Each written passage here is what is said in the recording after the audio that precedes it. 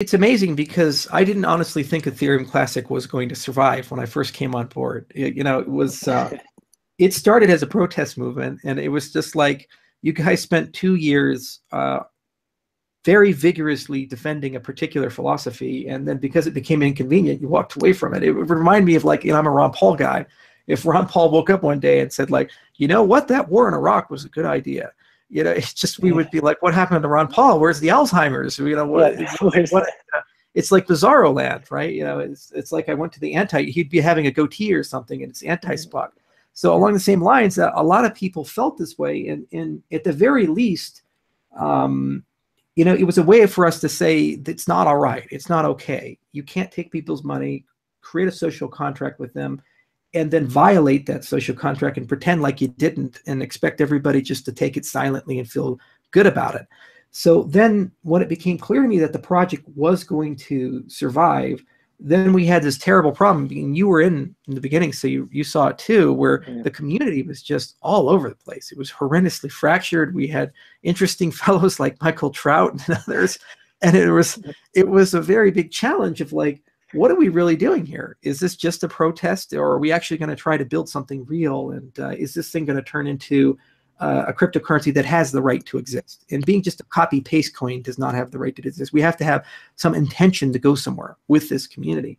So what really got me excited, and what made me pull the trigger and commit the developers and get them in, was that the community did solidify. And this was thanks to your hard work and a lot of other people's hard work. But I saw that there was a very passionate group of people who said, we want to do something cool.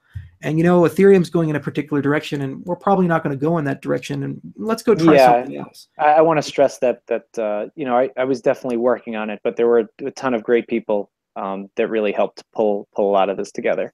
Yeah, absolutely. And once I saw that, I said, that is so cool. The other thing was that it felt like the early days of Ethereum again. When the early days of Ethereum was like, we didn't really have a clear roadmap. We kind of had a notion of what we wanted to do. We had a white paper, eventually a yellow paper, but God, there was a lot of, like, question marks and how were we actually going to get this thing deployed? But there was this just amazing community that was so passionate and so excited. And they were all like, wow, this is going to change the whole world. This is so cool. And that gave us the inspiration to work harder and work longer and do crazy things and eventually make those crazy things reality. And so when I started interacting more with the ETC community and seeing these people, I kept getting all these messages of these people who are like exactly like the early days of Ethereum. So that was so cool. And I said, okay, I don't know where this is going. I don't know what's going to happen to the price. The DAO hacker can do something crazy. WoW could do something crazy. I don't know. I don't care.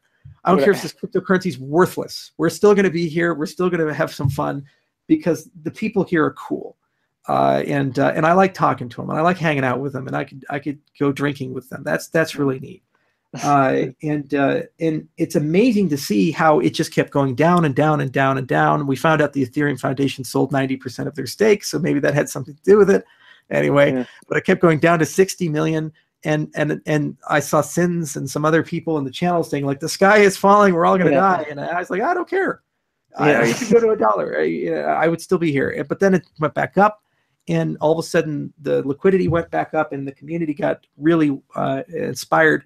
And I think we've reached a plateau of stability for the time being, and that's really encouraging to show that you can have a philosophy and a really chaotic movement, kind of work hard with it and get it structured a bit, and then have a return to normalcy, and all of a sudden have this great template to do some amazing things with. So I'm profoundly excited about the future, and I think Ethereum Classic's best days are ahead of it, and we're going to have a lot of really cool things that come up. I think there's going to be a lot of challenges. There are going to be probably a few scams that are littered in because every cryptocurrency has that. But Mt. Gox couldn't kill Bitcoin any more than some scam can kill ETC. And we're just going to keep plugging away and chugging away for the next year or two. And our hope is that by the time we're done and we finally hang up the towel, if we ever do, we'll have left something behind that is very significant, and that the community will be completely self-sufficient, and it won't need anybody. It's just going to do its own thing. It's like the honey badger of smart contracts. Sounds good.